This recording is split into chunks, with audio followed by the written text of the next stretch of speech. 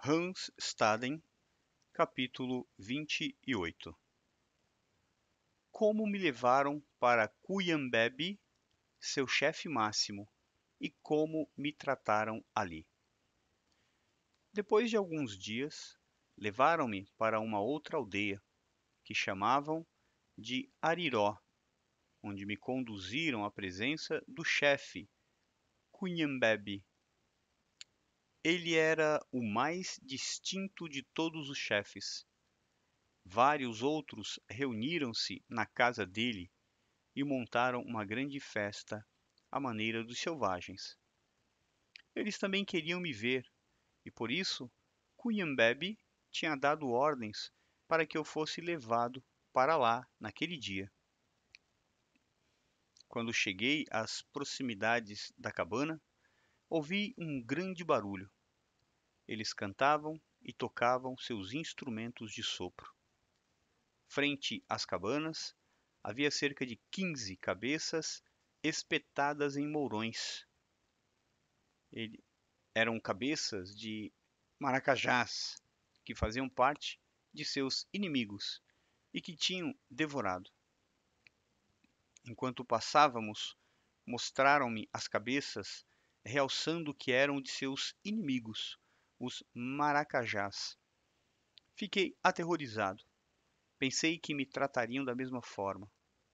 Ao entrarmos numa das cabanas, um dos meus guardas adiantou-se e disse em voz alta, de forma que todos pudessem ouvir: Eis o escravo, o português.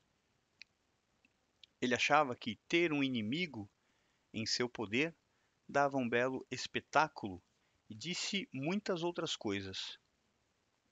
Isso é costumeiro entre eles. Então, levou-me à presença do chefe, que estava sentado e bebia na companhia de outros. Eles estavam embriagados de cauim. Olharam ferozmente para mim e disseram: Você veio como nosso inimigo? Respondi: Eu vim, mas não como vosso inimigo. No que também me deram de beber. Do chefe Cuyambebe eu já tinha ouvido falar muito.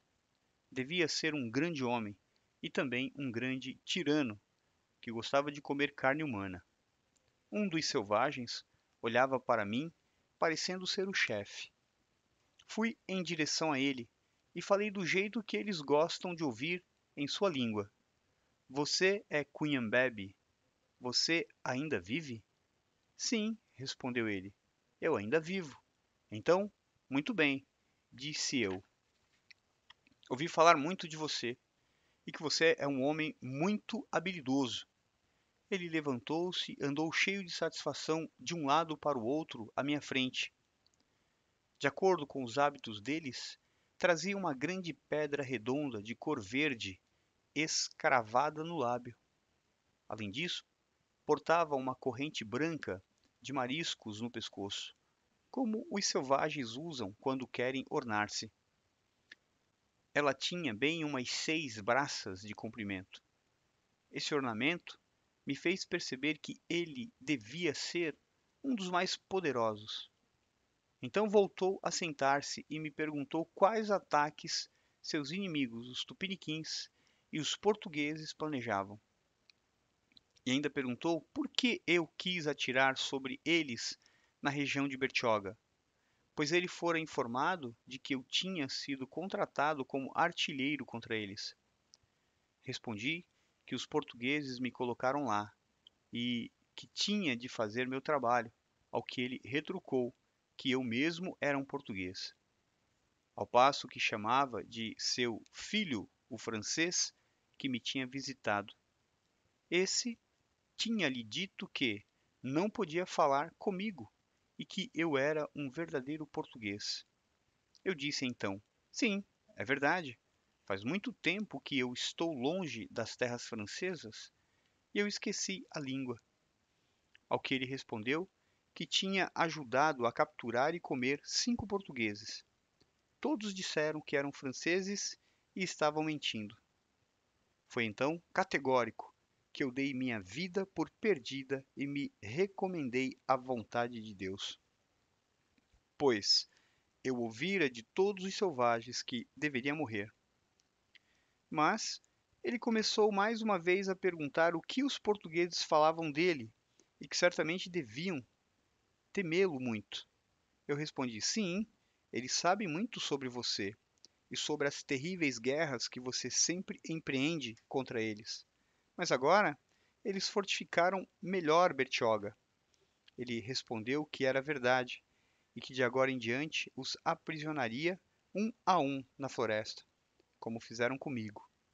Disse-lhe ainda: teus verdadeiros inimigos, os tupiniquins, estão preparando 25 barcos e virão em breve invadir tua terra. Isso realmente ocorreria.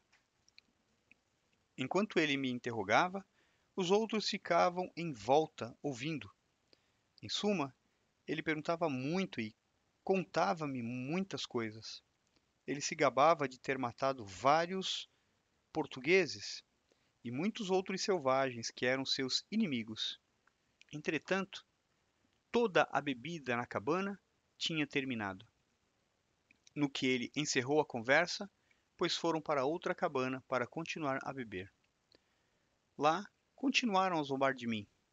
O filho do chefe, Cunhambebe, me atou as pernas, dando 3 voltas em torno delas, e com os pés presos dessa forma, tive de pular pela cabana. Eles riam e gritavam: lá vem a nossa comida pulando.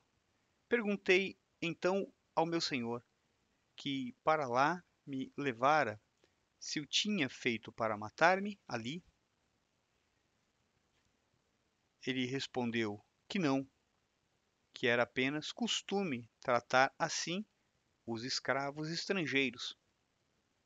E eles soltaram as cordas que amarravam minhas pernas, deram voltas em torno de mim e apalparam minha pele.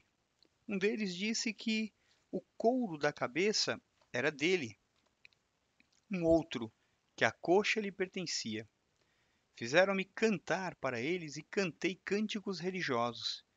Tive de explicá-los na língua deles. Eu disse: cantei sobre o meu Deus. Eles responderam que o meu Deus era uma imundície, Teuia, Teuíra, na língua deles. Essas palavras doíam-me e pensei: ó Deus misericordioso, quanta coisa você deve às vezes tolerar. No dia seguinte, quando as pessoas da aldeia já me tinham visto e descarregado em mim sua alegria, o chefe Cunhambebe disse aos meus guardas que deviam redobrar a vigilância. Depois me conduziram para fora da cabana, de modo a levar-me de volta para Ubatuba, onde eu devia ser morto. Gritavam-me desdenhosamente que iriam em breve na cabana de meu senhor, para comer-me e beber em comemoração. Mas meu senhor consolava-se sempre e dizia que eu não seria morto tão cedo.